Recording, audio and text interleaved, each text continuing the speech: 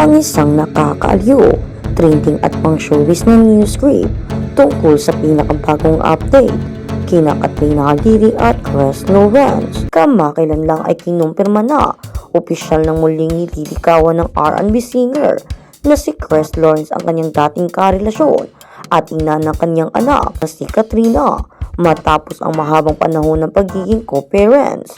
Mukhang may pag-asa na ang kanilang second chance. Magandang araw mga kapuso at kachika.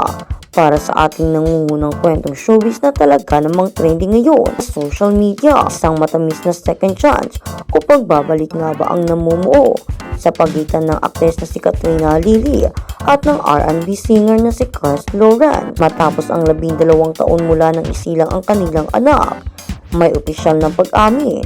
Alamin ang buong detalye. Muling nagliyab ang pag-asa ng mga fans ng tambalang Catwins matapos kumpirmahin sa segment na Today's Talk ng Fast Talk with Boy Abunda na opisyal nang nililikawan muli ni Chris si Katrina. Matatanda ang taong 2014 nang maghiwalay ang dalawa, bagamat naging maayos ang kanilang co-parenting setup para sa anak nilang si Katie. Nananatili silang magkaibigan sa loob ng maraming taon, pero ngayon tila handa na silang humakbang patungo sa susunod na kabanata. Ayon kay Chris, dahan-dahan o one step at a time muna ang kanilang proseso.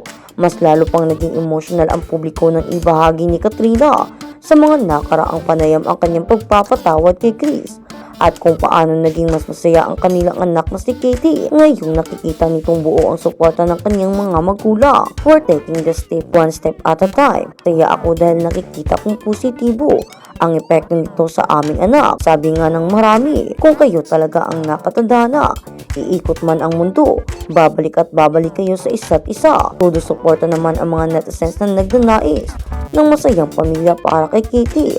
Handang-handa na nga ba si Katrina na ibigay ang matamis niyang oo o sa ikalawang pagkakataon? Bibigyan nga ba ng second chance ni Katrina si Chris Lawrence?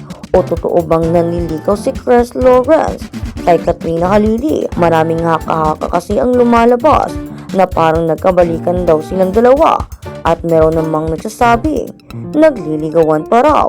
Kasi nga diba, noong mga nakaraan, sinasabi nilang si Chris Lawrence ay nagpadala ng sulat kay Katrina kung saan siya ay nagbibigay ng kanyang emosyon, nagpapakita ng kanyang pagmamahal at naglalakad ng kanyang kagustuhang manligaw ulit sa dalaga. Habang si Katrina naman ay sinasabing sinagot lang niya ang sulat na pinadala ni Chris Lawrence pero hindi naman natin alam at wala ng balita.